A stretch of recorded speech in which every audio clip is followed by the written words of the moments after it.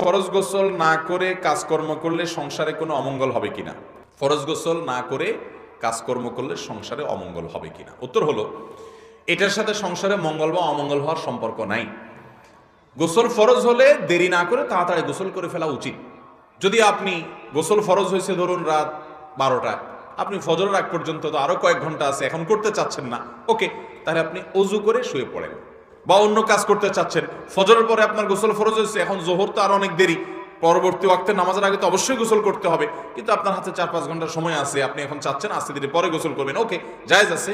আপনি গোসল করে অজু করে নিয়ে অন্তত তারপরে ঘরের অন্যান্য কাজ করেন বা খেতে খামারে কাজ করেন, এটা উত্তম। যদি অজু করা ছাড়াও আপনি করেন তাতে হারাম হবে না, কিন্তু সুন্নাত হবে অজু করে নিয়ে যদি করতে পারেন ভালো হয়, জাস্ট ভালো হয়। না করলে কোনো বড় গুনাহ হবে ব্যাপারটা এরকম না। আমরা অবশ্যই মনে করি কারণ অমঙ্গল হয়, এর সাথে মঙ্গল অমঙ্গলের সম্পর্ক নাই। তবে হ্যাঁ, এটা ঠিক যে সুন্নতের খেলাফ হবে আপনি গোসল অনেক দেরি করে বসে বসে অন্যান্য কাজ করে বেড়াচ্ছেন, এটা সুন্নতের খেলাফ হবে। এবং সুন্নতের খেলাফ হলে যতটুকু অমঙ্গল হওয়ার ততটুকু তো অমঙ্গল হবেই। তো অমঙ্গল বলতে আমরা যা বুঝি সেটা এখানে না। কোরআন মুখস্থ করে ভুলে গেলে কি গুনাহ হবে? কোরআন মুখস্থ করার পর যদি ভুলে যায় তাহলে শুধু গুনাহ হবে না, কি গুনাহ হবে জানেন? নবী করিম সাল্লাল্লাহু আলাইহি ওয়াসাল্লাম বলেছেন, কেউ কোরআনে কোনো সূরা মুখস্থ করছে, এক পারা দুই পারা হিফজ করছে, অনেক অংশ মুখস্থ করেছে, এরপরে সে অবহেলা করে ভুলে গেল, অলসতা করে ভুলে গেল, গাফলতির কারণে ভুলে গেল, না পড়তে ভুলে গেল, এরকম যদি হয়, নবী করিম সাল্লাল্লাহু আলাইহি ওয়াসাল্লাম বলেছেন, আমাকে যত পাপের শাস্তি দেখানো হয়েছে, যত পাপ বলা হয়েছে, এর মধ্যে সবচেয়ে বড় অপরাধ আমি পেয়েছি এটাকে।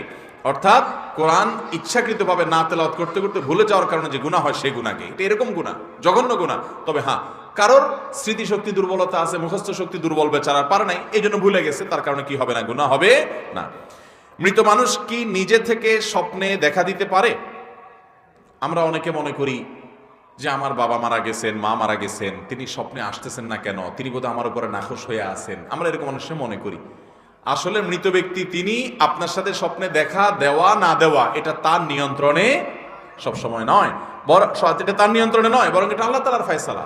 আল্লাহ চাইলে তার সাথে আপনার স্বপ্নে দেখা হতে পারে, নাও হতে, আবার তাকে স্বপ্নে দেখলেই যে আপনার একেবারে সবসময় আপনার একটা বিশেষ কোনো ইঙ্গিতবাহী হবে, বিশেষ কিছু আপনাকে করতে হবে এমনটা জরুরি না। যদি স্বপ্নে দেখে আপনার কাছে মনে হয় তিনি কষ্টে আছেন, তো তার পক্ষ থেকে দান সাদকা করবেন, দোয়া করবেন। আর যদি এরকম কিছু মনে না হয় তাহলে এটা সাধারণ স্বপ্ন মনে করবেন। কিন্তু মৃত ব্যক্তি চাইলেই আপনার সাথে এসে দেখা দিতে পারেন, আবার অভিমান করে দেখা নাও দিতে পারেন, ব্যাপারটা এরকম না, এটা তার হাতে না। ব্যক্তিগত দ্বন্দ্বের কারণে একই এলাকায় কয়েকটা মসজিদ করা জায়েজ হবে কি? একই এলাকায় কয়েকটা মসজিদ করলেন, আমাদের দেশে দেখা যায় মসজিদ কমিটিতে গন্ডগোল লাগার পর কমিটির লোকেরা দুই ভাগ হয়ে গিয়ে আরেকটা জায়গা কিনে কয়েকজন পয়সাওয়ালা লোক বাও করে আরেকটা মসজিদ শুরু করে দেয়। আছে না নেই? নাজায়েজ কাজ, গুনাহের কথা। বিশেষ করে তখন নাজায়েজ হবে যখন মসজিদ পাশাপাশি হবে। আমি সেদিন চট্টগ্রামে এক মাহফিলে গেছি, একেবারে পুকুরের এই পার ওপার, দুই পাড়ে মানে কাছাকাছি দুইটা মসজিদ, খুব বিশ্রী একটা অবস্থা। আপনার নিজের গন্ডগোল, কমিটির সাথে গন্ডগোল হোক, একজন কমিটির লোক টাকা মেরেই খাইছে হোক না, তারপরও আপনি ওই অজুহাতে মসজিদ আরেকটা করতে পারবেন? এত সোজা না। আপনি আল্লাহর ঘরকে বিভক্ত করবেন, মুসল্লিদেরকে বিভক্ত করবেন, ইসলামী বিভক্তি করে, এটা সবচেয়ে বড় গুনাহগুলোর মধ্যে একটা। এটা করা যাবে? হ্যাঁ, কোন মসজিদের কমিটির লোকজন শিরকে লিপ্ত, ইমাম সাহেব শিরকে লিপ্ত, শিরকে আকবর লিপ্ত, বিদআতে লিপ্ত, কোনোভাবে সংশোধন করা যাচ্ছে না, আশা নাই, তাহলে আপনি দূরে একটা মসজিদ করেন, তারপরও একেবারে পাশাপাশি দৃষ্টিকটু হবে, আল্লাহর ঘরের অসম্মান হয়, এরকম করে মসজিদ বানানো যাবে না। এরপরে প্রশ্ন হলো, এক বোনের প্রশ্ন, গর্ভের সন্তান থাকা অবস্থায় কি কি আমল করলে সন্তান নেককার হয়? গর্ভের সন্তান থাকা অবস্থায় কি কি আমল করলে সন্তান নেককার? গর্ভবতী মায়েরা গর্ভস্থ সন্তান যেন নেককার হয় সেজন্য তাদের সুনির্দিষ্ট করে আলাদা কোনো পৃথক কোনো দোয়া কোরআন হাদিসে বলা হয় নাই। তবে তারা আল্লাহ তাআলার কাছে ওই যে অন্য সব সময়ের মতো করে সূরা ফুরকানের ৭৪ নম্বর আয়াতের দোয়াটা পড়বেন, রব্বানা হাব লানা মিন আজওয়াজিনা ওয়া যুররিয়াতিনা কুররাতা আয়ুন ওয়াজআলনা লিল মুত্তাকিনা ইমামা। আল্লাহ আমার রব, আপনি আমার সন্তান সন্ততি, স্বামী স্ত্রী, আমার জীবন সঙ্গী সবাইকে মুত্তাকিদের ইমাম বানায় দেন, চক্ষু শীতলকারী বানায় দেন, এ দোয়া আপনি পড়বেন। এর পাশাপাশি কোরআন তেলাওয়াত বেশি বেশি শুনবেন। এটা হাদিসে আলাদা করে বলা হয় নাই, কিন্তু অভিজ্ঞতা দ্বারা প্রমাণিত কোরআন তেলাওয়াত বেশি বেশি করলে এবং শুনলে গর্ভস্থ সন্তান নেককার হয়। গান, হারাম জিনিস শুনবেন না, হারাম জিনিস দেখবেন না, এই টাইমটাতে অন্তত গুনাহ থেকে বেঁচে থাকবেন। এবং সবচেয়ে বেশি গুরুত্বের সাথে যেটা করবেন হলো যে হারাম খাবেন না। অন্য সময় তো নাই, এই টাইমে বেশি করে আরো হারাম থেকে হারাম ভক্ষণ করবেন না, তাহলে ওটা হারাম থেকে গঠিত হবে। এটা খুব ভয়াবহ একটা বিষয়। এর পাশাপাশি আপনি আল্লাহর কাছে দোয়া করবেন, অন্যান্য আমল করবেন, সওয়াবের কাজ করবেন, ভালো ভালো কাজ করবেন, দোয়া তো অব্যাহত রাখবেন যেন আল্লাহ তাআলা সহজ করেন। ইনশাআল্লাহ সন্তান নেক হবে, আশা করা যায়। সামাজিকভাবে জেনার শাস্তি কার্যকর করা যাবে কিনা? আমরা প্রায় পত্রিকার পাতা খুললে দেখি কোন এলাকায় দুইজন ছেলে মেয়ে জেনা করেছে, ধরা পড়েছে, এলাকার মুরব্বীরা, চেয়ারম্যান, মেম্বার সাহেবরা তারা ডেকে এনে জেনার শাস্তি কার্যকর করছে। আছে না নাই? ইসলামে এই জাতীয় অপরাধের যে শাস্তি দণ্ড আছে, এই দণ্ডগুলো কার্যকর করবে সরকারিভাবে, বিচারিকভাবে। এটা আপনার সামাজিকভাবে যে কেউ দায়িত্ব নিয়ে এটা শুরু করে দিবে, এটা করতে পারবে না। যদি হয় তাহলে বিচার নামে অবিচার হবে, এবং বিচারের দায়ভার যে কেউ মাথার উপর এইভাবে তুলে নিতে পারে। এবং এর কারণে দেখা যায় যে টাকা পয়সার কারণে অনেক মাজলুমের প্রতি অবিচার হয়, যদিও বিচারিকভাবে হলেও সেটা হতে পারে, কিন্তু এক্ষেত্রে আশঙ্কা বেশি থাকে। এই জন্য এভাবে বিচারের দায়ভার যে কেউ নিজের কাঁধে তুলে নিবে না। দাফনের সময় কপালে অথবা বুকে কালিমা লেখা থাকলে কি কোনো উপকার হবে? দাফনের সময় মৃত ব্যক্তির কপালে কিংবা বুকে কালিমা লিখা রাখলেন, অনেক দরবারে গেলে অনেক পীর সাহেবরা অনেক ফিতা টিতা দেয় যে এগুলা বাইন্দা দিবা তোমার বাপ মারা গেলে, তাইলে মানে ফেরেশতারা যখন দেখবে যে এই ফিতা অমুক নেতা অমুক পীর সাহেবের, তাহলে এটা ছেড়ে দিবে যে পীর সাহেবের লোক। এরকম অনেক বিশ্বাস আছে না নাই? আমাদের দেশে সব জায়গায় তো এই টাইপের কাজ কাম চলে, মাস্তানি ছাড়া কিচ্ছু নেই। যে সিগন্যাল আছে এটা অমুক ভাইয়ের গাড়ি, তাহলে পুলিশ আর ওটা ধরে না, মামলা দেয় না, ওরে বাবারে এই গাড়ির মালিক অমুক ভাই, ছেড়ে দেয়, ঠিক না? মনে করে আখেরাতে এসব 2 নম্বরে চলবে। পিঠ এনে চোটে একটাও মাটির উপর নিচে পড়বে না, সবগুলো পিঠের উপরে পড়বে মায়ের। ওই পিঠ নিজেই তো দড়ের উপরে থাকবে, উনি কিভাবে আপনার ফিতা দিয়া বাঁচাবে? এগুলো বিশ্বাস করলেও ইমানের জন্য ক্ষতিকর। পীর সাহেবের নিজের চরকায় তেল দিতে দিতে কুল পাবে না, আপনারা কোত্থেকে বাঁচাবে? এগুলো ভুল। আর কপালে বা বুকে কালিমা লেখা লাভ নাই ভাই, কালিমা অন্তরে কলবে লিখতে হবে, ওইটার উপর আমল করতে হবে, তাওহীদ প্রতিষ্ঠা করতে হবে, তাহলে এমনি আপনি মাপ পাবেন। আর না হলে ওই দেখবেন অনেক মসজিদের আপনার খাটিয়ার উপর, লাশের উপরে যে কাপড়টা দেয় না, কাপড়টা দেখবেন যে আরে কোরআনের আয়াত, তারপরে যে কালিমায়ে শাহাদাত, এটা সেটা লিখতে লিখতে শেষ। আছে না নাই?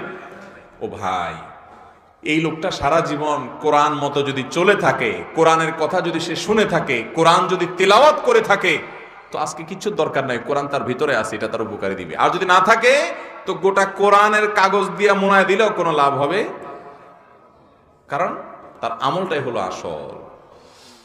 আচ্ছা, এরপরে প্রশ্ন হলো, অবিবাহিত ইমাম খতিবকে নিয়োগ দেওয়া কি জায়েজ হবে? ওই যে আমি আগে বলছিলাম না, দেখছেন, প্রমাণ পাইছেন, যত মাসলা মাসাইল আর ফতোয়া, ভুল ফতোয়া প্রয়োগ, এগুলো হয় মহিলাদের উপর, আরেকটা হলো হুজুরদের উপরে, মসজিদের ইমাম সাহেবদের উপরে। বুঝতে পারছেন? আচ্ছা, অবিবাহিত ইমাম খতিবরে আপনার নিয়োগ দেওয়া যাবে কিনা প্রশ্ন করছেন। এই প্রশ্ন কেন করলেন না যে অবিবাহিত লোকরে মসজিদ কমিটিতে ঢুকানো যাবে কিনা? এটা তো প্রশ্ন হওয়া দরকার ছিল। অবিবাহিত লোক মসজিদে ইমামের মুক্তাদি হইতে পারবে কিনা, এটা তো প্রশ্ন করেন নাই। তাহলে বোঝা গেল এটার সাথে আসলে আপনার ইমাম খতিব নিয়োগ দেওয়ার কোনো সম্পর্ক, অবিবাহিত যদি হয়, তিনি যদি যোগ্য হন, তাকে নিয়োগ দেওয়া যাবে। তবে হ্যাঁ, এটা ঠিক, একটু ম্যাচিউর, একটু ভারত্ব না হলে মসজিদে দেখা যায় যে চ্যাংড়া পোলাপান হলে কখন কোনটা ঘটায় কি করে, ভারত্ব না থাকে, তখন মুশকিল। আবার অনেক সময় দেখা যায় বয়স অনেক বেশি হয়েছে কিন্তু চ্যাংড়ামি এখনো যায় নাই, আবার অনেকের বয়স কম, মাশাআল্লাহ, কিন্তু ভারী আছে বয়সে। আছে না নাই? আমি মিরপুরে যখন 2002 সাল 3 সালের দিকে ইমামতি করেছি, আরো 10 নম্বরে এক জায়গায়, মনিপুরে এক জায়গায়, তো আমি ছোট ছিলাম, দাড়ি খুব বেশি গজাই নেই তখন। আমার কিছু কিছু মুসল্লিরা বলতো যে মরিচ ছোট কিন্তু ঝাল অনেক। কারণ হলো যে আলহামদুলিল্লাহ, অন্যায় অনাচার দেখলে জি হুজুর করার স্বভাব আমার কোনোদিনই ছিল না। আমি যেটা অন্যায় দেখতাম সেটা আমি খুব বলিষ্ঠভাবে বলতাম তার বিরুদ্ধে। অতএব ইমাম সাহেবরা সত্য বলতে কখনো দ্বিধা করবেন না, এটা হলো তাদের মূল বৈশিষ্ট্য। কোরআন এবং সুন্নাহর আলোকে মসজিদ পরিচালনা করবেন, মসজিদের দায়িত্ব পালন করবেন, এটা তাদের দায়িত্ব। সেটা যদি থাকে তাহলে সেক্ষেত্রে বয়স কম হোক, অবিবাহিত হোক, তাতে অসুবিধা নাই। তবে হ্যাঁ, ম্যাচিউর থাকা দরকার, সেটা তো বলাই বাহুল্য। অজু ছাড়া কোনো প্রাণী জবাই করলে সেটা হালাল হবে কিনা? অজু ছাড়া মোরগ জবাই করলে, হাঁস জবাই করলে খাওয়া যাবে? যাবে, কোনো অসুবিধা। মোরগ জবে, হাঁস জবে, যে কোনো পশু জবে হওয়ার জন্য শর্ত হলো বিসমিল্লাহ বলে জবে করবেন। আর শর্ত কি? শর্ত হলো তার কণ্ঠনালী, শ্বাসনালী এবং রগ কাটতে হবে, বাস। 3টা রগ কাটা গেছে, রগগুলো কাটা গেছে এবং বিসমিল্লাহ বলছেন, পশু হালাল। আপনার ওযু আছে না নাই এটাতে কিছু আসবে যাবে। এমনকি গোসল ফরজ হয়েছে, অবস্থা বিসমিল্লাহ আল্লাহু আকবার বলে জবে করছেন, রগগুলা ঠিকই কাটা গেছে আর বিসমিল্লাহ বলছেন, খাওয়া হালাল হবে। আমাদের দেশে মুরগি জবে কি নিজে কত রকমের কুসংস্কার আছে। অনেকে বলে যেমন এই যে ওযু ছাড়া মোরগ জবে করা যাবে না, অনেকে বলে এক পায়ের নিচে পাড়া দিয়ে ধরে আরেক পায়ের নিচে ওই যে কল্লাটা টেনে একা একা জবে করা যাবে না, কমপক্ষে 2 জন লাগবে। অনেকে বলে ভাই বোন একজনে ধরলে আরেকজন জবে করলে এটা করা যাবে না। অনেকে বলে স্বামী স্ত্রী একজনে ধরবে আরেকজন জবে করবে, এটা করা যাবে না। অনেকজন বলে গর্ভবতী মহিলা তাদেরকে সাথে নিয়ে মোরগ জবাই করা যাবে না। এরকম মোরগ জবাই করাকে নিয়ে যে কত কুসংস্কার আমাদের দেশে আছে একমাত্র আল্লাহ ভালো জানে। আর বেশিরভাগ মাসালা দেখবেন যে মহিলাদের বিরুদ্ধে। একটু আগে বললাম না, দেখছেন প্রমাণ, সব ফতোয়াবাজি সব কাদের বিরুদ্ধে? গোসল ফরজ হলে বাসার কাজ করতে পারবে না, ফতোয়াবাজি মহিলাদের উপরে। ওই পুরুষটা সারাদিন টং টং করে ঘুরে বেড়ায়, কোনো অসুবিধা নেই। মাসালা সব কার বিরুদ্ধে? মহিলাদের বিরুদ্ধে। এরপরে প্রশ্ন হলো, স্ত্রী যদি পরকিয়া করে এবং সে ভুল স্বীকার করে তওবা করে, তার সাথে সংসার করা কি জায়েজ হবে? গুরুত্বপূর্ণ প্রশ্ন। আমাদের সমাজে এখন পরকিয়া এটা এরকম ভয়াবহ আকারে ছড়িয়ে পড়েছে, বেশিরভাগ পরিবারেই এই রোগটা আছে। পরকীয়ার আবার অনেকগুলো স্টেপ আছে। ধরেন আপনি বিবাহিত পুরুষ, বউকে বলতেছেন যে তুমি ছাড়া আমার জীবনটাই মিশা, তোমার ছাড়া আমি বাঁচবো না, তুমি ছাড়া জীবনে আমার কারোর দিকে কোনো মনে যায় না, এই হান তান কয়া চাপাবাজি করে মহিলারে পাম্পট্টি দেন। এদিকে ফেসবুকে মেসেঞ্জারে অন্যান্য মেয়েদের সাথে ইটিস পিটিস করেন, আছে না নাই? ইমতে বহুত মেয়েদের সাথে অনেক বদমাইশি করে বেড়ায়, আছে না নাই? এটা পরকীয়া না? এটা পরকীয়ার প্রাইমারি স্টেজ। সরাসরি জেনা করে গেলে, তার হাত ধরে পালায় চলে গেলেন, ওটা তো একেবারে ফাইনাল, জাহান্নামে একেবারে দিলেন ঝাঁপ আর কি। কিন্তু তার আগে এই স্টেপগুলো, এগুলোও তো কি? এগুলো থেকে মুক্ত কয়টা পুরুষ আছে যে বুকে হাত দিয়ে বলতে পারবে দাঁড়ায় যে আলহামদুলিল্লাহ কোনো মেয়ের সাথে কোনো প্রকার সম্পর্ক নেই? আছে, কিন্তু এরকম মানুষের পরিমাণ কম। মহিলাও যারা চান্স পাচ্ছে তার সাথে, পুরুষও যারা চান্স পাচ্ছে তার সাথে করতেছে। তো যাই হোক, এরকম পরকীয়া যদি লিপ্ত হয়, সেটা স্বামীও হতে পারে। মেয়েদের চাইতে বরং ছেলেরা বরং বেশি আসক্ত হয় আজকাল। তো যাই হোক, এরকম যদি আসক্তি থাকে, প্রশ্ন যেহেতু স্ত্রীর কথা বলা হয়েছে, তো স্ত্রীর কথাই ধরলাম যে স্ত্রী এরকম কোনো ভুল করেছেন, এরপর তিনি নিজের ভুল বুঝতে পেরে আল্লাহর কাছে লজ্জিত হয়ে তওবা করে মাপ চেয়ে তিনি ফিরে এসেছেন। আপনার কাছে সেটা ধরা পড়ার পর তার তওবাটাও আপনার কাছে মনে হয়েছে যে তিনি আসলে অন্তর থেকে খাঁটি তওবায়ে নাসুহা করেছেন এবং তিনি ফিরে এসেছেন। আপনার কাছেও সে দুঃখ প্রকাশ করেছেন, আর কখনো করবেন না সংকল্প করেছেন। আপনার কাছে মনে হয়েছে যে হ্যাঁ, তার তওবাটা টিকবে মনে হয়, তাহলে অবশ্যই আপনি তাকে ক্ষমা করে তার সাথে সংসার করতে পারবেন। শুধু পারবেন না, বরং ক্ষমা করে তাকে সুযোগ দেওয়া আপনার উচিত। মানুষ ভুল হয়েছে, যদি আপনার একান্ত রুচিয়ে না কুলায় বা আপনার কাছে মনে হয় না এভাবে বারবার সে তওবা করে আবার সে একই কাজ করেছে, তাহলে ভিন্ন কথা। তাহলে এরকম নোংরা চরিত্রের মানুষ থেকে আপনি সরে আসার চেষ্টা করবেন। কিন্তু প্রথমবার তিনি যদি তওবা করেন এবং ভুল স্বীকার করেন, তাহলে আপনার সুযোগ দেওয়াটাই উত্তম হবে। আমি পার্লারের ব্যবসায় হালাল বা হারাম সম্পর্কে জানতে চাই। বউ সাজালে আমার কি গুনাহ হবে? ইসলামে যেসব সাজসজ্জা নিষেধ আছে, সেসব সার্ভিসকে আমি হিন্দু মহিলাদের দিলে আমার ইনকাম হালাল হবে, বা আমি ভিন্ন ধর্মীদের সাজাতে পারবো কিনা, তারা পর্দা করে না জেনেও? প্রথম কথা হলো, পার্লারে কোনো নারীদেরকে সার্ভিস দেন, এটা মৌলিকভাবে জায়েজ আছে। সার্ভিসে তিনি কি সার্ভিস দেন এটা হলো দেখার বিষয়। তিনি যদি কোনো হারাম কাজ করে সার্ভিস দেন, তাহলে সেটা করে টাকা উপার্জন করলে সেটা হালাল হবে না। এখন তিনি বিয়ে উপলক্ষে একজন নারীকে সাজান, তো এখানে তো হারাম কিছু নাই। সাধারণ সাজগোজ এটা তিনি করাইতে পারেন একজন নারীকে, কোনো অসুবিধা নাই। মেহেদি লাগাই দিলেন, হ্যাঁ, বা আপনার মেকআপ করাই দিলেন, বা বিভিন্ন রকমের সাজগোজ করাই দিলেন, শরিয়ার গণ্ডির মধ্যে থেকে যদি করেন, তাহলে সেটা করলে বিউটি পার্লারে এই উপার্জনের টাকা হালাল হবে, এটাতে কোনো অসুবিধা নাই। কিন্তু আপনি এমন সাজগোজ করাচ্ছেন যেটা হারাম, যেটা নিষিদ্ধ, যেটা নাজায়েজ, যেটা গুনাহ, যেটা মাকরুহ, আপনি ভ্রু প্লাক করাই দিচ্ছেন, আছে না নাই? তো এটা আপনার জন্য জায়েজ হবে।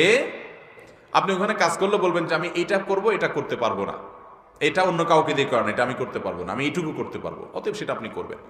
এখন কথা হলো যে সাজগোজ করার পর সে বেপর্দা যাবে, আমার দায়িত্ব আছে কিনা এটা নিয়ে। এর উত্তর হলো যে প্রথমত, যদি ওই যে অমুসলিমের কথা বলেছেন, অমুসলিম যার পর্দার হালাল হারামের ব্যাপার নাই, তার ব্যাপারে সাজগোজ করলে আপনার গুনাহ হবেই না।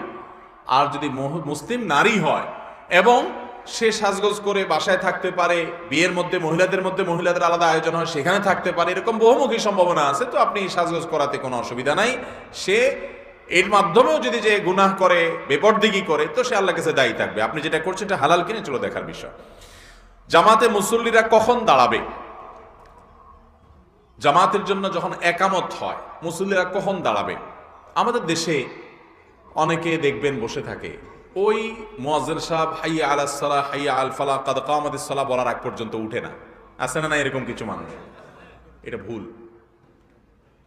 বিভিন্ন কিতাবে আছে কাদ কামাতিস সালাহ, হাইয়া আলাস সালাহ ফালাহ বলার সময় দাঁড়ানোর কথা, কিন্তু এটা হলো শেষ সীমানা, মানে এটা হলো এরপরে আর বসে থাকা যাবে না।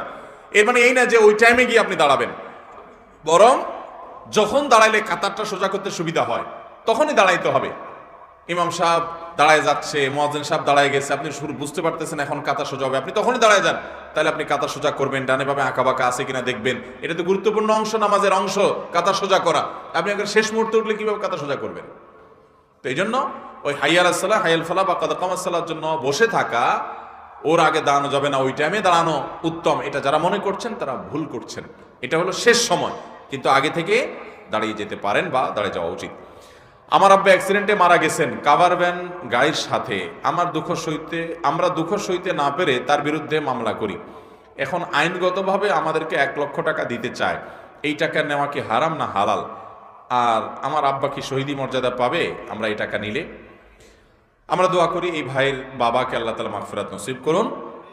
আর জেনে রাখি আমরা যে রোড অ্যাক্সিডেন্টে যদি কারোর আকস্মিক মৃত্যু হয়, নবী সাল্লাল্লাহু আলাইহি সাল্লামের হাদিসের আলোকে এই লোক ঈমানের সাথে মৃত্যু হলে আশা করা যায় সে শাহাদাতের মর্যাদা পাবে ইনশাআল্লাহ।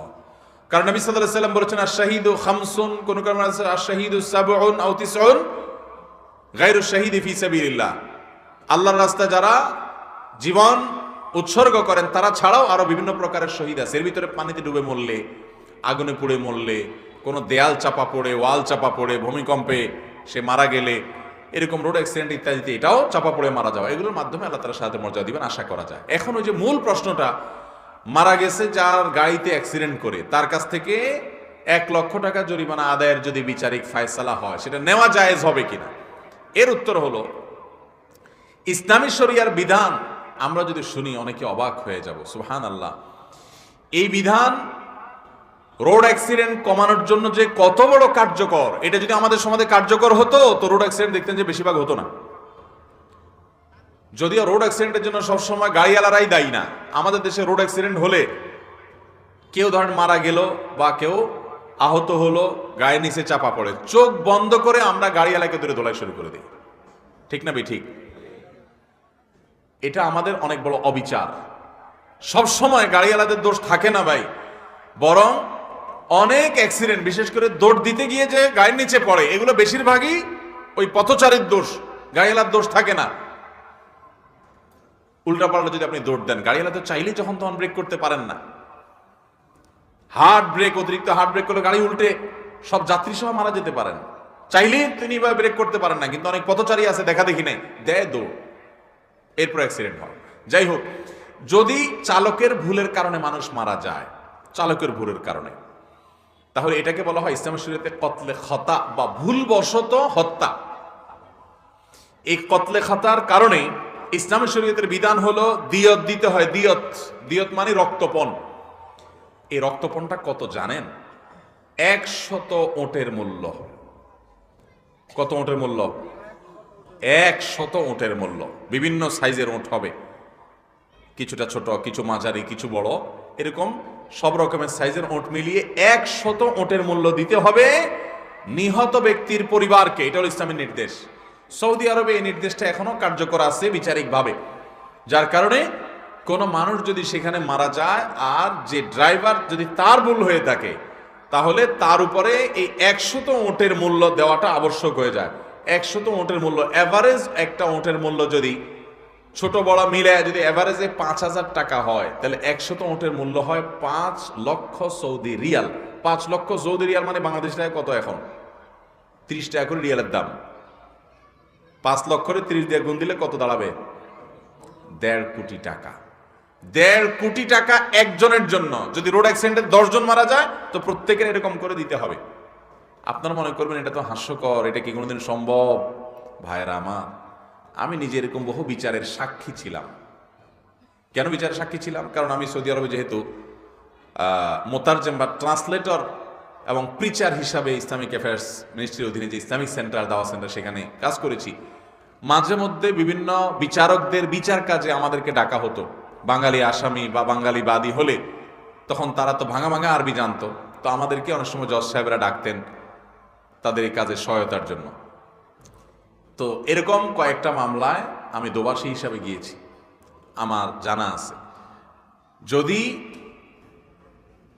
কারোর গায়ের নিচে চাপা পড়ে ভুলবশত হত্যা হয়, তাহলে সেক্ষেত্রে তাকে এটা দিতে হবে। দিতে পারবে না, সে জেলে চলে যাবে। কিন্তু একা তো দিতে পারবে না, একটা মানুষ এত টাকা কোথায় পাবে? দেখেন, এই জন্য শরীয়ত এটা তার একার উপরে বর্তায় নাই। তার টোটাল যে আপনার ওই যে ড্রাইভারদের যে কি থাকে, অ্যাসোসিয়েশন থাকে, সমিতি থাকে, অথবা তার যে বংশের লোকেরা আছে, আর দিয়ে তো আলাল আকেলা বলা হয়েছে এটাকে, অর্থাৎ এ তার বংশ, তার সোসাইটির সবার উপরে এটা বর্তাবে যে সবাই মিলে ভাগযোগ করে টাকা দিতে হবে। এখন সবাই মিলে যদি দেওয়া লাগে একজনের কারণে, তাহলে ওর গ্রুপের মধ্যে, ওর দলের মধ্যে, ওর সোসাইটিতে, ওর পরিবারের মধ্যে, ওই বংশের মধ্যে আর উল্টাপাল্টা কাউকে কেউ গাড়ি চালাতে দিবে? সবগুলো দূরে সোজা করে ফেলবে। তোর একটা কারণে সবাই ফাঁসতে হবে, সবাই টাকা দেওয়া লাগবে। ভাইরা আমার, তাহলে আপনি 1 লক্ষ বলতেছেন, সেখানে কত টাকা আসলে একজন মানুষের রক্তের মূল্য বা বিনিময়, যদি রক্তের কোনো মূল্য হয় না, এটা তার পরিবারকে দিতে, এটা ইসলামী বিধান। এটা যদি থাকতো তাহলে বেপরোয়া গাড়ি চালাইয়া মানুষ মারা, এটা কোনোদিন কল্পনাও কেউ করতো না। জেলে পড়ে থাকে। বাংলাদেশে এক ভাই একবার মসজিদে মুয়াজ্জিন ছিলেন, আমি তখন দাম্মামে সৌদি আরবে। তিনি এরকম ফজর নামাজের আজান দিতে যাচ্ছিলেন রাস্তা পার হয়ে। তো এক ভদ্রলোক, উনি পুলিশে চাকরি করেন, ডিউটি শেষ করে আসার সময় প্রাইভেট কার উনি নিজে ড্রাইভ করতেছেন, সেখানে সবাই নিজের গাড়ি নিজে ড্রাইভ করে বেশিরভাগ লোক। তো তার গায়ের নিচে চাপা পড়ে ভদ্রলোক মারা গেলেন। ওনার নাম ছিল মনির ভাই, আমার নামও মনে আছে। বয়স্ক মানুষ ছিলেন, চাপা পড়ে মারা গেছে। আর আমাদের দেশের মতো মাইরাই দৌড় দেয় না, সবাই যদি অ্যাক্সিডেন্ট হয় মারাও যায়, সে ওখানে দাঁড়ায় থাকে, কারণ দৌড়ায় তো লাভ নাই, সিসি ক্যামেরা আছে সব জায়গায়, ধরা পড়বেই, কোথায় যাবে সে? আমার দেশে যে দৌড় দেয়, এই দৌড় দেওয়ারও কারণ আছে। অনেক সময় দেখা যায় গাড়ির নিচে লোক পড়ছে, তার একটু উঠায় একটু হাসপাতালে নিয়ে যাবে বেচারা, সেই সুযোগও নাই, কারণ পাবলিক এসে দোলাই করে তারে মেরে ফেলবে। ভাইরা, আমাদের এই জুলুমগুলো বন্ধ করতে হবে। রোড অ্যাক্সিডেন্ট হলে সবসময় ড্রাইভারের দোষ চোখ বন্ধ করে এমনটি মনে করা যাবে। বরং আমি তো আবার বলছি যে প্রায় সময় পথচারীদের যে রোড অ্যাক্সিডেন্ট গুলো হয়, এগুলোর ক্ষেত্রে বেশিরভাগ দোষ কার থাকে? ওই পথচারীর থাকে। আমরা তো চোখ বন্ধ করে ড্রাইভারের দোষ দিয়ে বসি। ড্রাইভার পারলে গাড়ি ভাঙচুর করে শেষ করি। আর কিছু লোক চাঁদা নেওয়ার একটা চান্স পায়, ঠিক না বেঠিক? কিছু হোক আর না হোক, গাড়ি আটকাছে, ড্রাইভার আটকাছে, কিছু টাকা পয়সা নিয়ে দফা রফা করে ছেড়ে দিছে। ওই যার মারা গেছে বা ক্ষতি হয়েছে তার আসলে কিছুই হয় না, মাঝখান থেকে কিছু মাস্তানরা টাকা পায়। আছে না নাই? আল্লাহ তাআলা আমাদের দেশের প্রতিটা স্তরে যেন সুশাসন প্রতিষ্ঠা হয়, আমাদেরকে সে তৌফিক দান করুন। তাহলে ভাইরা, এই টাকা আপনার নেওয়া আপনার জন্য জায়েজ হবে। আপনার বাবাকে যদি কেউ ভুলবশত গাড়ি চাপা দিয়ে মারে, তাহলে তার থেকে আপনি টাকা নিতে পারেন, এর কারণে কোনো গুনাহ হবে না, আপনার বাপের শাহাদাতের মর্যাদার ক্ষতি হবে না। জায়নামাজে কাবা শরীফের ছবি থাকলে নামাজ হবে কিনা? জায়নামাজে, নামাজের মুসাল্লাতে যদি কাবা শরীফের ছবি থাকে, নামাজ হবে কিনা? এর উত্তর হলো, নামাজ তো হয়ে যাবে, কিন্তু জায়নামাজের মধ্যে খুব বেশি নকশা, খুব বেশি কারুকার্য, এমনকি খোদ কাবা শরীফের ছবিও না থাকাই উত্তম এবং বেটার। জায়নামাজ কেনার সময় প্লেন জায়নামাজ কিনবেন সব সময়। কিরকম জায়নামাজ? প্লেন জায়নামাজ, মানে যেখানে কোনো কারুকার্য নাই, এক কালারের। এটাতে কি হবে জানেন? এটাতে নামাজে মনোযোগ থাকবে। নামাজে কি থাকবে? আর যখন কারুকার্য থাকবে তখন আপনি দেখবেন, আরে কি সুন্দর ফুল, কি সুন্দর লতা পাতা, এগুলোর দিকে মন যাবে। নবী করিম সাল্লাল্লাহু আলাইহি ওয়াসাল্লামকে একবার একটা কাপড়ের টুকরা দিছে নামাজ পড়ার জন্য, তো উনি ওই কাপড়ের টুকরা সালাত আদায় করেছেন। সালাত আদায় করার পর উনি বললেন, এটা কে দিল আমাকে, এটাতে অনেক কারুকার্য, আমার মনোযোগ নষ্ট করছে, এটা সরাও এবং একটা সিম্পল প্লেন কাপড় নিয়ে আসো। ওইটা আনা হলো, তারপর তিনি সেখানে সালাত আদায় করলেন। কথা কি বুঝাতে পারছি? আবার অনেকে দেখা যায় একটা পাক পবিত্র জায়গায় সেখানেও সালাত আদায়ের জন্য একটা জায়নামাজ বিছায়, মনে করে জায়নামাজ বিছান ছাড়া মনে হয় নামাজ হবে না। এটা ভুল ধারণা। হ্যাঁ, কোথাও ধুলাবালি আছে, আপনি পরিষ্কারের জন্য বা ঠান্ডা আছে, আপনি ফ্লোরে জানামাজ বিশেষ সালাত আদায় করছেন, করতে পারেন, কিন্তু জানামাজ যেন কারুকার্য না থাকে। আপনারা অনেকেই অনলাইনে বিভিন্ন ভিডিওতে একটা জিনিস দেখেছেন, আমি অনলাইনে শুধু ভিডিওতে না, আমি ডাইরেক্ট বহুবার দেখছি। এই জায়নামাজগুলোর একটা বড় অংশের জায়নামাজ এগুলো তৈরি হয় চায়নায় এবং পৃথিবীর অনেক অমুসলিম কান্ট্রিতে তৈরি হয়। এই অমুসলিম কান্ট্রিতে যে তৈরি হয় সেখানে যে কারুকার্যগুলো আছে, অনেকগুলো কারুকার্য আছে, এটা গভীরভাবে খেয়াল করে দেখেন যে অনেক মূর্তির কল্লা, কিন্তু সাদা চোখে আপনি দেখলে বুঝবেন, এটা ভালো করে তাকায় দেখেন, সবগুলোর কথা বলতেছি না, অনেক জায়নামাজে এরকম আছে আপনি জানেন না আপনি মূর্তির কল্লা সিজদা করতেছেন। অহরহ এরকম আছে, অহরহ, একটা দুইটা না, আমরা জানিও না। তো যাই হোক, মূর্তির কল্লা থাকুক আর না থাকুক, ফুলের ছবি থাকুক না কেন, এটা আপনার মনোযোগকে নষ্ট করবে। এই জন্য মনোযোগ রাখার জন্য সেজদার এরিয়াতে আপনার এমন কিছু না রাখাই উচিত। বিশেষ করে কাবা শরীফের ছবি থাকলে আপনি বলবেন এটাতে খারাপ কি? এটাতে খারাপ কিছু নাই, কিন্তু কাবা শরীফ আপনি যদি তওয়াফ করতে করতে কাবা শরীফের দিকে তাকায় তাকায় তওয়াফ করেন, বিশেষ করে সালাত আদায় করেন, মক্কা যারা যান উমরা করতে, হজ করতে, ফোকাহায়ে কেরামের মতে আপনি একেবারে কাবার সামনে দাঁড়ায়া, কাবার মাতাফের মধ্যে দাঁড়ায় আপনি সালাত আদায় করতেছেন ইমামের সাথে, ওই ইমামের সময় ওই সালাতের সময় আপনি কাবা শরীফের দিকে তাকায় থাকেন, তাহলে নামাজ মাকরু হবে। বুঝেন নাই কথা? কাবা শরীফের একেবারে সামনে কেউ সালাত আদায় করতেছে, এই সালাত আদায় করার সময় উনি সালাতের মধ্যে কেরাত পড়তেছেন কোন দিকে তাকায় তাকায়? কাবার দিকে তাকায়। তার ভালো লাগতেছে, আল্লাহর ঘর কালো গিলাপে মোড়ানো, কত সুন্দর গুরু গম্ভীর আল্লাহর ঘর, এটা দেখতেছে সে, তার নামাজ মাকরু হবে, ত্রুটিপূর্ণ হবে। কারণ নামাজের মধ্যে তাকে ওই কাবাঘর দেখতে বলা হয় না, তার দেখবে কোথায়? সেজদার জায়গার এরিয়ার মধ্যে তার নজর থাকবে। তাহলে আপনি নামাজের জায়নামাজে যদি কাবার ছবি নিয়ে আসেন, তাহলে তো আপনি সেই কাবার ছবি দেখলেন, মানে মনোযোগ অন্যদিকে দেওয়া এটা উচিত না। সেজদার এরিয়াতে নামাজ নজর থাকবে আর মনোযোগ দিবেন আল্লাহর দিকে, এমনকি বাইতুল্লাহর দিকেও তাকায় থাকবেন না। আবার কাবা ছবি যখন জায়নামাজে থাকে, অনেক সময় দেখা যায় আমরা পাড়াই, আছে না নাই? কাবার ছাদেও তো মানুষ দরকারে উঠে, সেটা তো দরকারে উঠে, কিন্তু বিনা প্রয়োজনে অনেক সময় দেখা যাবে বাচ্চা বড়রা পাড়াপাড়ি করতেছে, তো কাবার ছবিকে পাড়াপাড়ি করছেন, হারাম হয়ে যাবে আমি বলছি না, অনিচ্ছাকৃত হয়ে গেলে, কিন্তু এটা তো একজন মুসলমানের কাছে খুব ভালো লাগার কথা না। তো এই জন্য এ ধরনের জায়নামাজ না কেনা ভালো। কিন্তু যদি এগুলো কিনে ফেলেন, এগুলোতে নামাজ হবে, কিন্তু আবার ভুল বুঝিয়েন না যে আমি ফতোয়া দিছি নামাজ হবে না, নামাজ হয়ে যাবে, কিন্তু এটা না করতে পারলে ভালো হয়। প্লেন জায়নামাজে নামাজ পড়ুন, দেখবেন মনোযোগ ধরে রাখা সহজ হয়, গম্ভীর থাকে, হ্যাঁ, একটা ভারত্ব থাকে। আল্লাহ আমাদেরকে তৌফিক দান করুন। মসজিদের টাকা দিয়ে ব্যবসা করে অর্ধেক টাকা মসজিদকে দিলে জায়েজ হবে? বাহ, সব জায়গায় ব্যবসা। দেখেন, হ্যাঁ, হালাল করার চেষ্টা করছে বেচারা। অনেকে তো এই চিন্তাও করে না। অনেক মসজিদের ক্যাশিয়াররা আছে, বলে হুজুর টাকা ভাঙি আবার আমি রেখে দেই, তার মানে হাওলাত নেই মসজিদ থেকে। এটা জায়েজ হবে না। মসজিদের টাকা ক্যাশিয়ার সাহেবের কাছে থাকুক, আর সেক্রেটারি সাহেবের কাছে থাকুক, আর সভাপতি সাহেবের কাছে থাকুক, আর ইমাম সাহেবের কাছে থাকুক, যার কাছেই থাকুক না কেন, এটা আমানত। এটা কি? আর আমানতের টাকা, এটা তিনি নিজে হাওলাত নিতেও পারবেন না, কাউকে দিতেও, ব্যবসায়ও খাটাতে পারবেন না। আপনি নিজের টাকা আপনি ব্যবসায় খাটান, সেখানে আপনি টাকা দিয়া ব্যবসার লাভের ভাগ নেন, সেটা জায়েজ হতে পারে। কিন্তু আপনি যদি মসজিদের টাকাকে এরকম কোনো জায়গায় ইনভেস্ট করে বলেন যে ঠিক আছে টাকা ইনভেস্ট করতে আমি একা খাই নাই, মসজিদেরও অর্ধেক দিছি, তো এটা কি হবে না? জায়েজ হবে। এই টাকা খরচ করা আপনার অধিকারে নাই, এটা আপনার নিজের টাকা না, এই টাকা তো আপনার কাছে আমানত, আল্লাহর ঘরের টাকা, অতএব এটা আপনি রেখে দিতে হবে। শুধু খরচ করবেন আর রেখে দিবেন।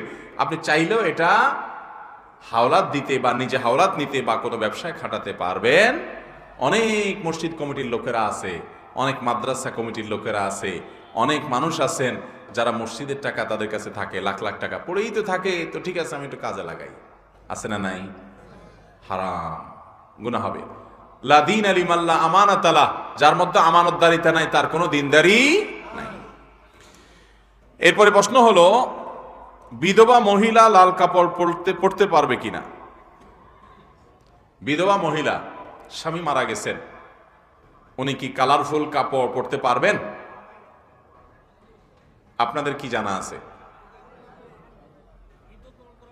কিছু মানুষ বলছেন পারবেন না, কিছু মানুষ বলছেন পারবেন, আরেক ভাই বলছেন ইদ্যত পালন করা পর্যন্ত পারবেন না, তারপরে পারবেন। মূলত সবসময়ই পারবেন। এ লাল কালারের সাথে তার ইদ্যত পালনের সময়ের সম্পর্ক নাই। ইদ্যত হলো স্বামী মারা যাওয়ার পর একজন স্ত্রী 4 মাস 10 দিন তিনি তার যেখানে ছিলেন সেখানে তিনি থাকবেন। এর মানে এই না যে একটা রুমের ভিতরে বন্দী হয়ে থাকবেন, ওই বাড়িতে থাকবে এবং দূরে কোথাও বা শহরে বাজারে বাইরে অন্য বাড়িতে তিনি একান্ত প্রয়োজন না হলে, বাধ্য না হলে, ডাক্তারের কাছে দেখানো লাগলো, এরকম কোনো প্রয়োজন না হলে তিনি বের হবেন না। এটা শোক পালনের অংশ।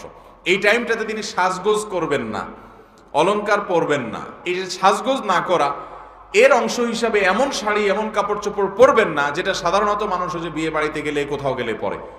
এখন তার এমনি বাসায় যে কাপড় আছে, পরার যে কাপড় আছে, এর মধ্যে কোনোটা আছে কালারফুল, সেখানে লাল কালার আছে, তো ওইটা পড়তে কোনো অসুবিধা নাই। আমাদের সমাজে অনেকে মনে করে যে স্বামী মারা গেলে স্ত্রী সাদা কাপড় পরে থাকতে হবে, সে আর কোনোদিন কালারফুল কাপড় পরতে পারবে না। এটা সঠিক না, এটা সঠিক না। উনি সাজগোজ হয়, বাহিরে বেড়াতে গেলে যেরকম পোশাক আশাক পরে ওই রকম পোশাক আশাক পরতে পারবেন না, সেটাও 4 মাস 10 দিন ইদ্যতের সময়।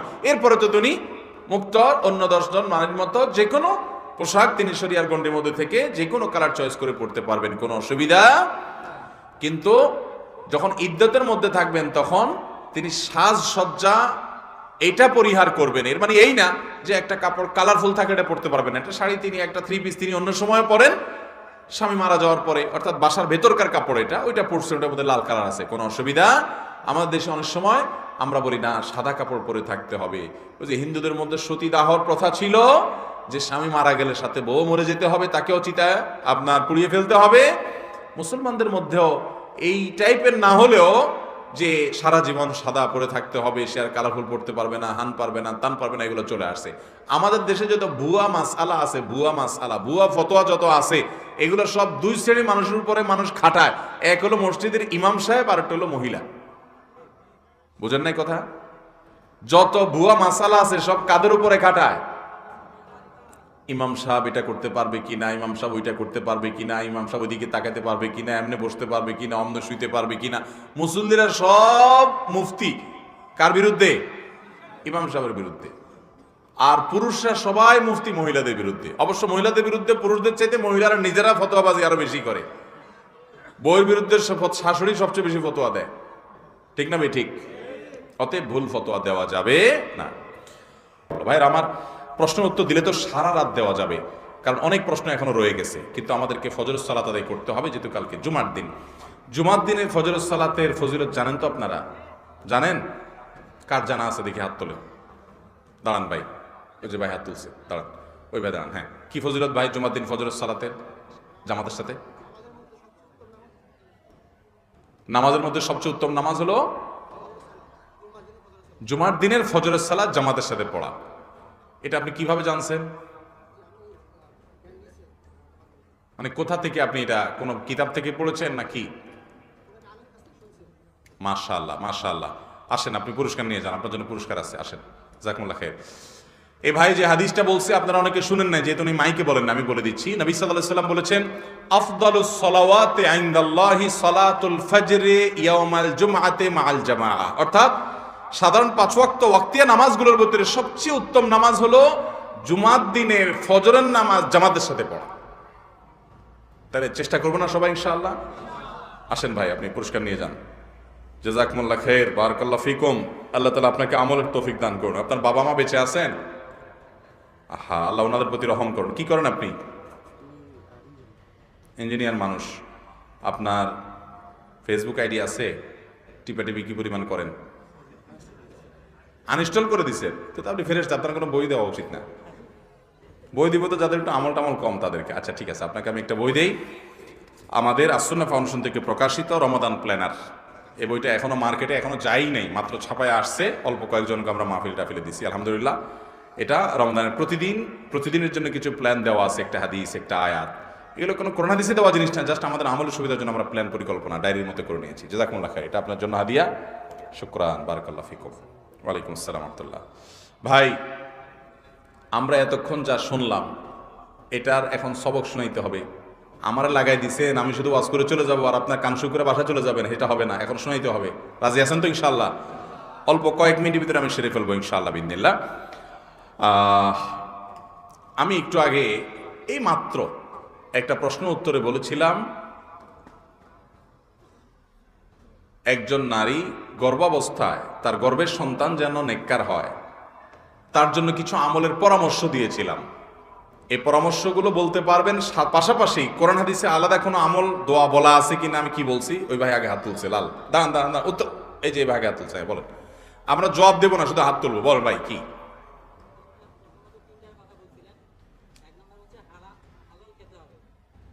হালাল ভক্ষণ করতে হবে, হ্যাঁ। ৭৪ নম্বর আয়াতে যে দোয়া আছে এটা পড়তে হবে, মাশাআল্লাহ, হ্যাঁ। বেশি বেশি কোরআন তেলাওয়াত করবে, কোরআন তেলাওয়াত শুনবে, গর্ভস্থ সন্তান তাতে নেককার হওয়ার সম্ভাবনা তৈরি হবে। এগুলো পরামর্শমূলক, এগুলো কোরআন হাদিসে আলাদা করে গর্ভস্থ নারীর আমল হিসাবে হাদিসে আলাদা করে বলা হয় নাই, কিন্তু এটাকে সুন্নাহ মনে করে কেউ করবেন না। কথা কি বুঝাতে পারছি? এটা পরামর্শমূলক। মাশাআল্লাহ, চলে আসেন, উত্তর সঠিক আপনার, মাশাআল্লাহ, আপনি পুরস্কার নিয়ে যান। আমি ভাই আমার আলোচনার শুরুতে সুদের 10টা ভয়াবহতার কথা বলেছি। কি নাম ভাই আপনার? আপনি কি করেন? অনার্স থার্ড ইয়ারে পড়েন। কোথায়? তিতুমির কলেজে, মাশাআল্লাহ। আব্বা আম্মা বেঁচে আছেন? আব্বা আম্মার সাথে ব্যবহার কেমন করেন? রাগারাগি করেন? বদমেজাজি করেন? তাহলে তো ভালো ছেলে, মাশাআল্লাহ। ভালো ছেলেরা আর কি বই পুস্তক দেব, খারাপ হলে একটা বই দিতাম। আচ্ছা ঠিক আছে, মাশাআল্লাহ, জাযাকুমুল্লাহ খাইর। আপনার ফেসবুক আইডি আছে? ফ্রেন্ড লিস্টে কতজন আছে?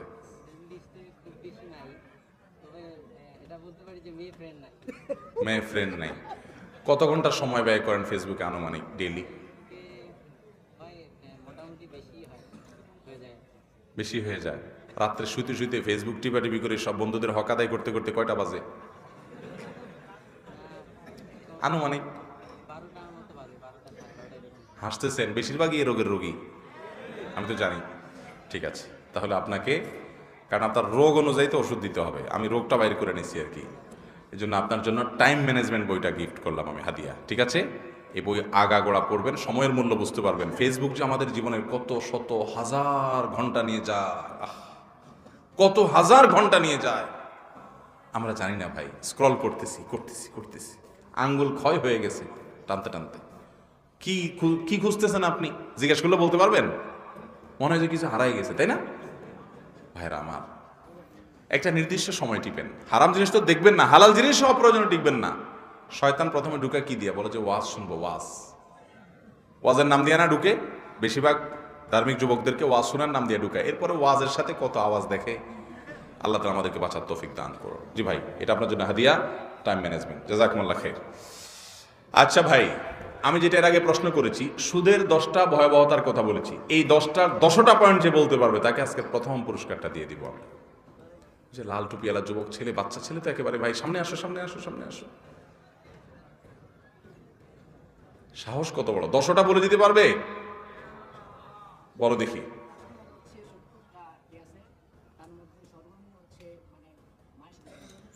একটা হলো সুদের 70টা ভয়াবহ দিক আছে, এর ভিতরে সবচেয়ে নর্মালটা হলো মায়ের সাথে জিনা করার নোংরাম এবং অশ্লীলতা যেরকম জঘন্য ওই পর্যায়ে একটা হলো। হ্যাঁ,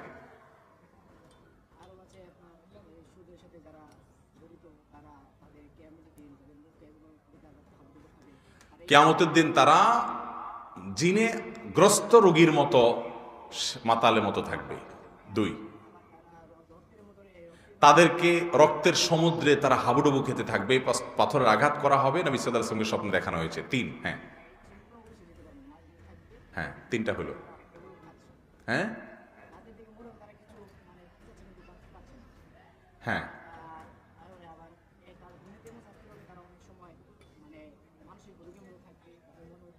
না, সেটা তো দুনিয়াবি শাস্তি। আমি 10টা শাস্তি বলেছি হাদিসের আলোকে, কোরআন থেকে, হাদিস থেকে।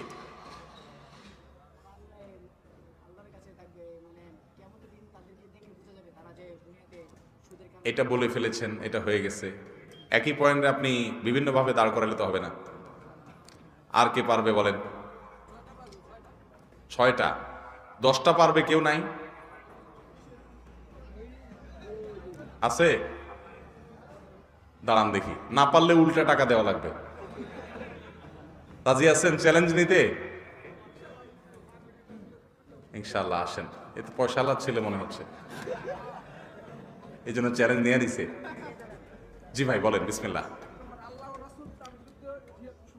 আল্লাহ এবং রাসূলের বিরুদ্ধে যুদ্ধের ঘোষণা এক। আল্লাহর অভিশাপ নাজিল হবে তার প্রতি, ফাইন। দুই,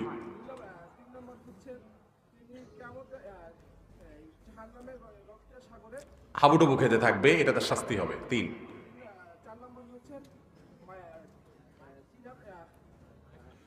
সুদের 70টা ভয়াবহ দিক আছে, এর মধ্যে সবচেয়ে সাধারণটা হলো নিজের মায়ের সাথে জেনা করার মতো নোংরামি। হ্যাঁ, গণ আযাব তত বেশি, গণহারে আযাব নাজিল হবে তত বেশি সুদের ব্যাপকতা যখন হবে। সুদখোরের সম্পদকে আল্লাহ ধ্বংস কমিয়াম হাকাল্লাহর রিবা। হ্যাঁ, 5টা হয়ে গেল। এই ভাই 5টা হয়েছে না 6টা হয়েছে? 6টা হয়েছে, আচ্ছা তাহলে আমি সরি, ঠিক আছে। হ্যাঁ, আর 4টা।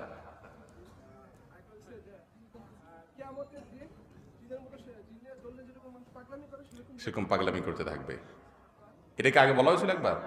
ওকে গুড, 7টা হয়ে গেল।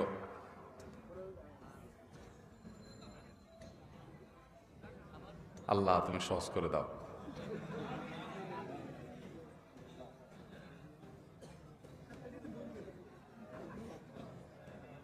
আর 1-2টা বলে ফেললে আমি আপনারে পাশ ধরে ফেলবো, জান।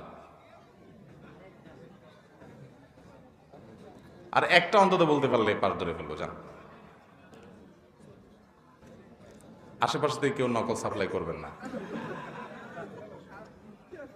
হ্যাঁ, আল্লাহ সহজ করে দেন।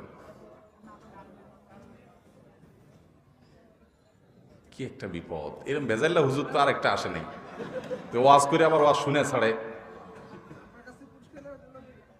ও প্রিপারেশন নিয়ে আসছে, মাশাআল্লাহ মাশাআল্লাহ।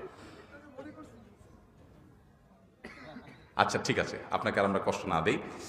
ভাই যেগুলো বলছে এর বাইরে যেগুলো আছে সেগুলো বলতে পারবে কেউ? উনি যেগুলো বলছে এর বাইরে, কিন্তু এগুলো আর বলা যাবে না। তারাও দেখি,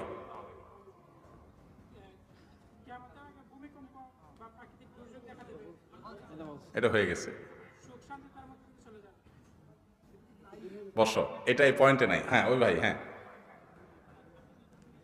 সামনে আগে আসেন। হ্যাঁ ভাই, আপনি আপনি থাকেন, আপনাকে আমি পুরস্কার দেবো ইনশাল্লাহ। আপনি অনেক কষ্ট করছেন, আপনাকে আমি পুরস্কার দেবো। আর নিয়ত করে আসছেন তো, আপনি নিয়ে যাবেন ইনশাল্লাহ। জি ভাই, আর কি কি পয়েন্ট বাদ গেছে ভাইয়ের বলেন তো?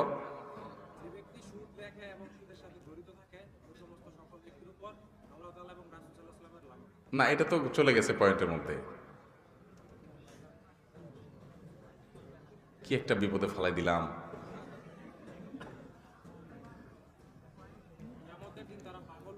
এটাও চলে গেছে।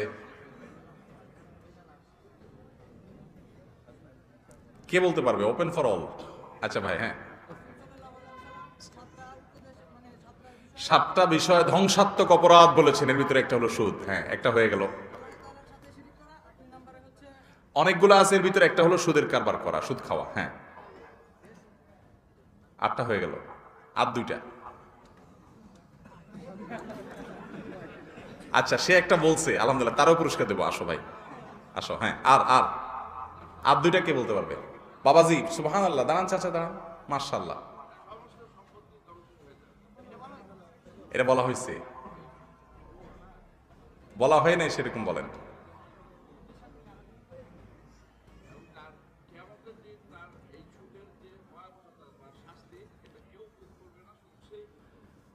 না, এটা অন্যভাবে কিন্তু হয়ে গেছে বলা। আচ্ছা, আপনি কষ্ট করছেন, জাযাকাল্লাহ খাইর। আর কে আছে? আর কে আছে বলেন?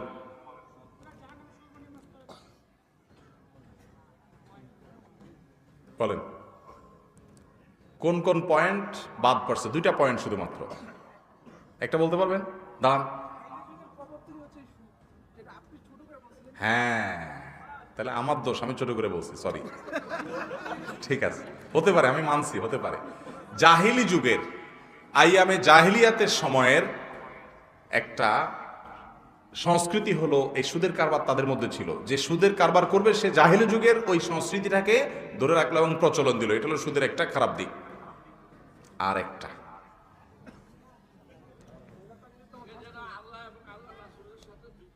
এটা বলা হয়েছে বাবুজি, আপনি আসেন, আপনার আমি পুরস্কার দেবই দেবো ইনশাল্লাহ। আসেন আসেন আসেন।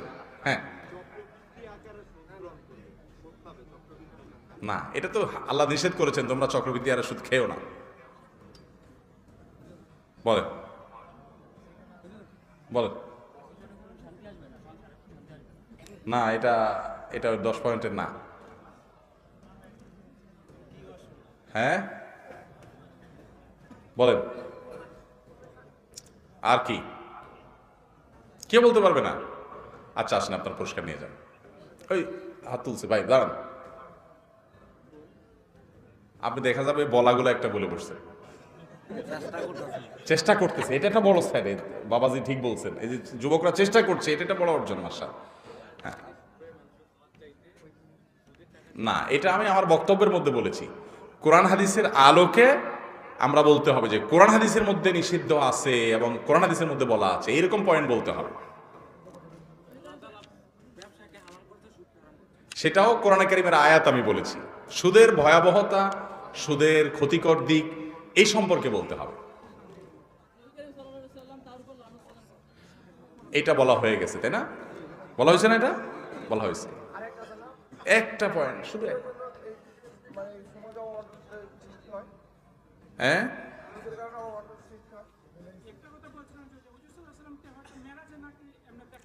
এটা বলা হয়ে গেছে। আচ্ছা আমি বলি, এটা অবশ্য আমার দোষ, আমি স্বীকার করি। ভাই বলছে যে আমি আস্তে করে বলছি, আমি কিন্তু প্ল্যান করে বলি নাই যে আস্তে করে বললে আপনারা পারবেন না, আমি পুরস্কারটা বাসায় নিয়ে যাবো, এরকম কোনো টার্গেট আমার ছিল না। কিন্তু কিছু কিছু পয়েন্ট হয়তো ব্যাখ্যা করি না, তাড়াহুড়ো করে বলে গেছি।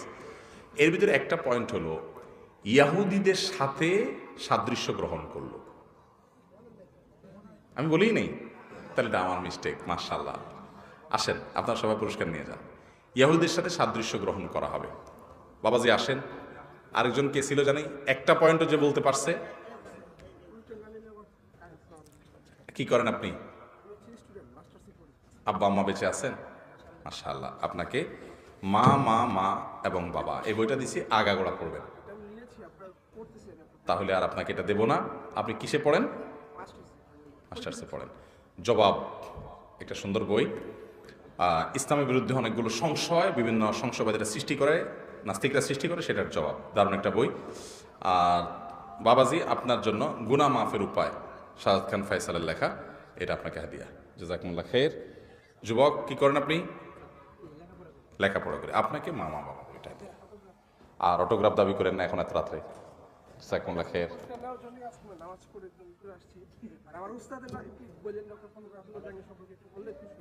মাশাআল্লাহ মাশাআল্লাহ, জাযাকুমুল্লাহ খাইর, বারাকাল্লাহু ফিকুম। ভাই, আজকে এই মাহফিল থেকে কোন একটা ভালো কাজের নিয়ত করছেন যেটা আপনি করবেন, অথবা কোন একটা মন্দ কাজ ছাড়ার নিয়ত করছেন মাহফিলের মধ্যে আলোচনার চলাকালীন, এখন না, আমি এখন বলার পরে না, নিয়ত করে ফেলছেন আমার বলার আগে, যারা, তারা একটু কেউ থাকলে হাত তোলেন।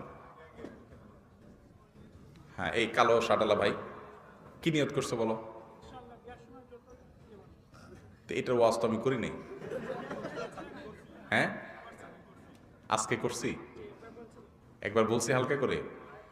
আচ্ছা, আর হ্যাঁ হ্যাঁ, এবার কি নিয়ত করছেন? সৎ রুজি রোজগার করবেন। এখন কি করেন আপনি?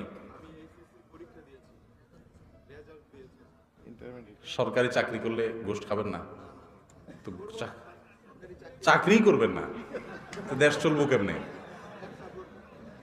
ব্যবসা করবেন, ব্যবসায় 2 নম্বরই, নকলটারে আসল বলে করবেন না।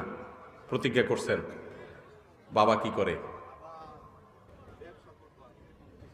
তো ব্যবসায়ীর ছেলে তো ব্যবসায়ী হবে ইনশাল্লাহ, আশা করা যায়। কিন্তু 2 নম্বরই করবেন না, মিথ্যা কথা বলবেন না, প্রতারণা করবেন না, কাস্টমারদের ঠকাবেন না। নিয়ত করছেন, আল্লাহ তাআলা যুবককে আমলের তৌফিক দান করুন। হ্যাঁ, আপনিও দাঁড়ান। কি কি নিয়ত? আমার বাবাকে বলবো তুমি কখনো আমাদের জন্য কখনো হারাম উপার্জনে যাবা না, আর আমি নিজেও কখনো হারাম উপার্জনে তোমাদেরকে ইনকাম করে খাওয়াবো না। এটা আমি আমার বাবা মা দুজনকে বলবো। মাশাআল্লাহ, চমৎকার একটা নিয়ত করেছে এবং এটা দরকার। পরিবারের সবাইকে বলতে হবে যে হ্যাঁ আমরা সবাই আগে নিয়ত করি, আমরা ডিসিশন নেই, সমাজের সবাই চুরি ডাকাতি করে আঙ্গুল ফুলে কলা গাছ হোক, আমরা হব না, আমরা কষ্ট করে চলবো কিন্তু হক হারালে চলবো। সবাইকে উদ্বুদ্ধ করতে হবে। পরিবারের সবাই যখন রাজি হবে তখন ইজি হবে ইনশাআল্লাহ। চলে আসেন, আপনি কি নিয়ত করছেন বলেন? হ্যাঁ,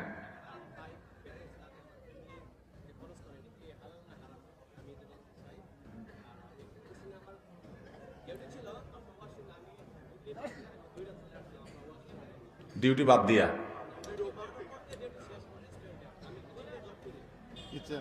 আচ্ছা, আপনি কুকার শেফ?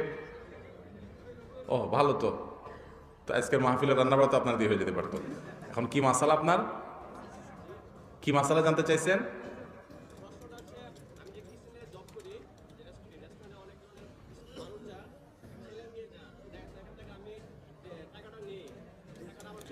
বুঝতে পারছি আমি, টিপসের টাকা। আচ্ছা আমি বুঝতে পারছি, আপনি খাবার রান্না করেন কিন্তু কপতিরা তারা যায় সেখানে খায়। এই তো কিছু কিছু হোটেল আমাদের দেশে হয়েছে, এগুলো হয়েছেই কপতিদের জন্য। অর্থাৎ ওইগুলা এমন এমন জায়গা মানুষজন নাই, ওই 2 নম্বর পাবলিকই যায়, ওইরাই খায়। তো এরকম যদি হয় যে হোটেলটাই 2 নম্বর কাজের জন্যই হয়েছে, তাহলে ওখানে আপনার চাকরি করা জায়েজ না। আপনি হোটেল এই চাকরি ফালায় অন্য চাকরি নেবেন আপনি। আর যদি ব্যাপারটা এরকম যে না ভালো মানুষও আসে আবার ওই খারাপগুলোও আসে, তাহলে এটার জন্য আপনার দায় নাই। ভালোই বেশি আসে, তাহলে ইনশাল্লাহ আপনার উপার্জন হালাল হবে। আসেন, 4 জন চলে আসেন। 4 জন না 5 জন হয়ে গেছে? না 4 জন। আসেন আসেন, মাশাআল্লাহ মাশাআল্লাহ, জাযাকুমুল্লাহ খাইর। আপনাদের 4 জনের জন্য 4টা বই। বারাকাল্লাহ ফিক। আপনি একটা করে নিয়ে নেন। আমার লেখা সকাল সন্ধ্যার দোয়া এবং জিকিরের বই। আমরা যে সমস্ত কথা শুনলাম, জানলাম, বুঝলাম, আল্লাহ রাব্বুল আলামিন আমাদের সবাইকে আমল করার তৌফিক দান